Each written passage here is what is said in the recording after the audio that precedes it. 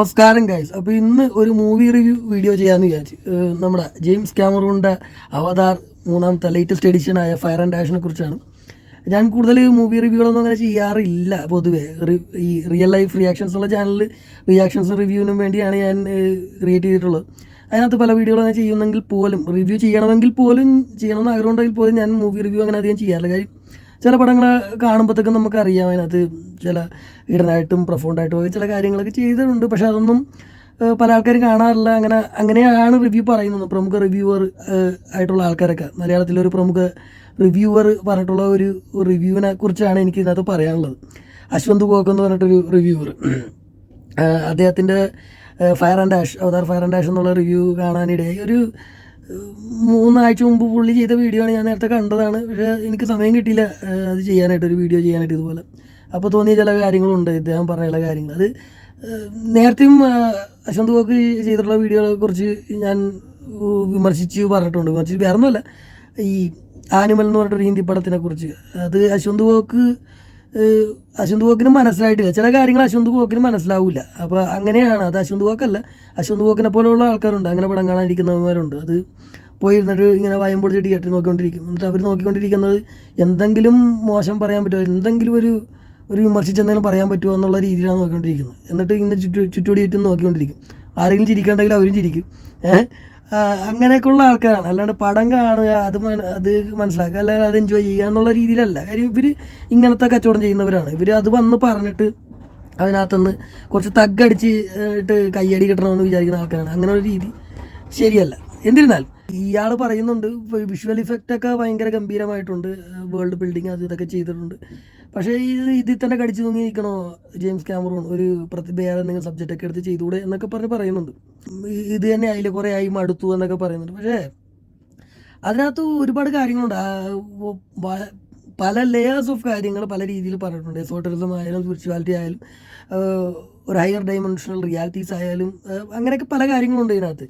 നമ്മൾ ഈ മോഹൻലാലിൻ്റെ മുണ്ട് പറിച്ചടി കാണാൻ വേണ്ടി പോയി ഇരുന്നിട്ട് കാര്യമില്ല. ഈ ഇംഗ്ലീഷ് പടം കാണാൻ വേണ്ടി പോകുമ്പോൾ അവരുടെ പടങ്ങൾ എന്തുകൊണ്ടാണ് വ്യത്യസ്തമായി ഇരിക്കുന്നത്, ഇന്നോവേറ്റീവായിട്ട് നിൽക്കുന്നതെന്ന് വെച്ചാൽ അവരത്ര ഇന്നോവേറ്റീവായിട്ട് കാര്യങ്ങൾ ചെയ്തുകൊണ്ടിട്ടാണ്. നമുക്കത് മനസ്സിലാകുന്നില്ല, പല ആൾക്കാർക്കും അത് മനസ്സിലാകാത്തതുകൊണ്ടിട്ടാണ് ആൾക്കാർ അങ്ങനെ പറയുന്നത്. അപ്പോൾ ഇങ്ങനെയുള്ള ആൾക്കാരുടെ വായിക്കണ കേൾക്കുമ്പോഴത്തേക്കും റിവ്യൂ കേൾക്കുമ്പോഴത്തേക്കും കേൾക്കുന്നവനും ആ രീതിക്കാണ് പിന്നെ ചിന്തിക്കുന്നത്. ഈ അശ്വന്ത് ഗോക്ക് എന്ന് പറഞ്ഞ ഒരു വ്യക്തിയല്ല, അദ്ദേഹം റെപ്രസെൻറ്റ് ചെയ്യുന്ന അതുപോലത്തുള്ള ആൾക്കാരാണ്. അശ്വന്ത് ഗോക്കിൻ്റെ റിവ്യൂ കാണുന്ന ആൾക്കാർക്ക് ഒക്കെ അറിയാമെന്നുള്ള കാര്യം വെച്ചാൽ അവരെല്ലാം അങ്ങനെയാണ് ചിന്തിക്കുന്നത്. ഇനി അങ്ങനെ അല്ലെങ്കിൽ പോലും അങ്ങനെ ചിന്തിക്കും അശ്വന്ത് ഗോക്കിൻ്റെ റിവ്യൂ ഉണ്ട്. ഇതിനകത്ത് അശ്വന്ത് ഗോക്ക് പറയുന്ന ചില കാര്യങ്ങൾ വാലിഡാണ് അശ്വന്ത് ഗോക്കിൻ്റെ രീതിക്ക്. അങ്ങനെ ചിന്തിച്ചാൽ വാലിഡാണ്. കാര്യം വെച്ചാൽ തിയേറ്ററിൽ പോയിരുന്ന് വായം പൊളിച്ചിട്ടും ഇങ്ങനെ കണ്ടവൻ്റെ വായി നോക്കി അവർ ചിരിക്കുന്നുണ്ടോ അവർ കരയുന്നുണ്ടോ, ഇത് പോയിട്ട് തകടിച്ചിട്ട് വീഡിയോ ഉണ്ടാക്കാമെന്നും പറഞ്ഞ് നടക്കുന്നവന് പടം കാണാൻ പറ്റില്ല. അങ്ങനെയുള്ളവന്മാർ ഇപ്പോൾ ആ പടത്തിനെ കുറ്റം പറയാൻ നിൽക്കരുത്, അല്ലെങ്കിൽ പടത്തിനെക്കുറിച്ച് അഭിപ്രായം പോലും പറയാൻ നിൽക്കരുത്. അശ്വന്ത് ഗോക്ക് അങ്ങനെ ഒരു മനുഷ്യനാണ്. ഈ നേരത്തെ ഒരു വീഡിയോ ചെയ്ത് ആനിമൽ പടം രൺബീർ കപൂറിൻ്റെ പടം ചെയ്തതിലൊരു ബുദ്ധിമുട്ട് ഞാൻ പ്രകടിപ്പിച്ചു. കാര്യം അയാൾക്ക് അറിയാൻ പാടില്ലാത്ത കാര്യങ്ങൾ, അയാൾക്ക് കേരളത്തിൻ്റെ കാര്യം മാത്രമേ അറിയാൻ പാടുള്ളൂ.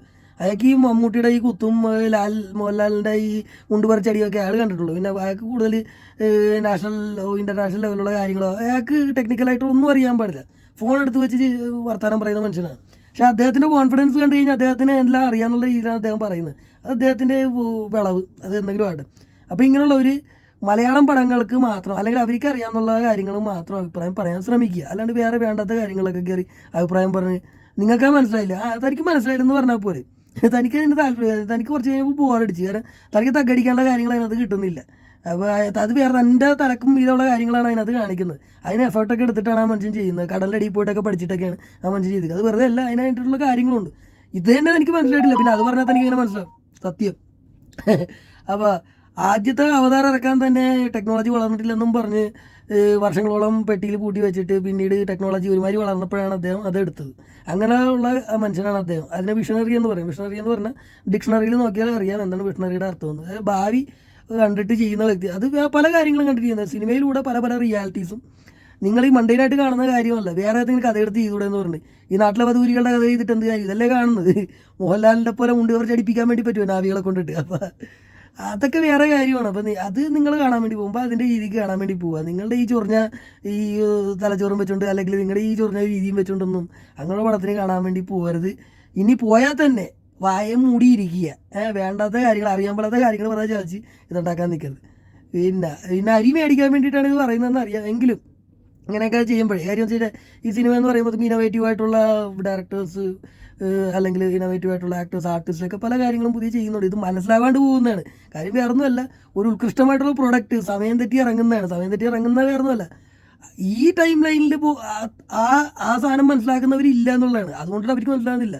അങ്ങനെയാണ് കാലം തെറ്റി പോകുന്നത്. പിന്നീട് വരുമ്പോഴാണ് മനസ്സിലാവും, ഇത് ഇങ്ങനെയായിരുന്നു. ഇപ്പം ഇയാളീ പറയുന്നത് അവതാർ മാറ്റിയിട്ട് വേറെ എന്തെങ്കിലും അയാൾക്ക് ചെയ്തുകൂടെ എന്ന് പറഞ്ഞു. ഭാവിയിൽ ഇത് അയാൾക്ക് മനസ്സിലാകുമ്പോൾ അയാൾ അംഗീകരിക്കും. അല്ലെങ്കിൽ മനസ്സിലാകുന്നവരത് പറയാം അതൊരു കൾട്ട് ക്ലാസിക്കാണ്, അല്ലെങ്കിൽ അതൊരു പ്രത്യേക രീതിയിൽ ഉള്ള സംഭവമാണ്, ഡീകോഡിങ് ഒക്കെ ചെയ്ത് വരുമ്പോഴത്തേക്കും അതിന് അതിൻ്റെ ആയിട്ടുള്ള പല അർത്ഥങ്ങളും വരും. ഇയാൾ പറയുന്നതിൻ്റെ അർത്ഥം അത് ഇയാൾക്ക് മാത്രം അറിയാം, അത് ഇയാൾ കണ്ട അർത്ഥമാണ്.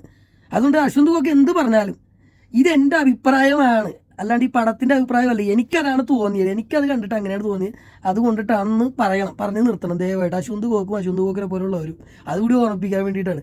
കാര്യം ഇങ്ങനെയൊക്കെ ഫിലിം മേക്കേഴ്സ് ഉണ്ട്, അവർ പല പല കാര്യങ്ങൾ ചെയ്യുമ്പോഴത്തേക്കും അശ്വന്ത് ഗോക്ക് ഇതൊന്നും പഠിച്ചിട്ടൊന്നുമില്ല. അതൊക്കെ പഠിച്ച എക്സ്പീരിയൻസ് ഉള്ള ആൾക്കാരൊക്കെയാണ് അവർ. അശ്വന്ത് ഗോക്ക് എവിടെ കിടക്കുന്നു, അവരവിടെ കിടക്കുന്നു. കൂടുതൽ പറഞ്ഞ് മനസ്സിലാക്കുന്നില്ല. അവതാർ ഫയർ ആൻഡ് ആക്ഷൻ തിയേറ്റേഴ്സ് കാണാത്തവർ പോയി കാണുക, experience it, enjoy it, take care.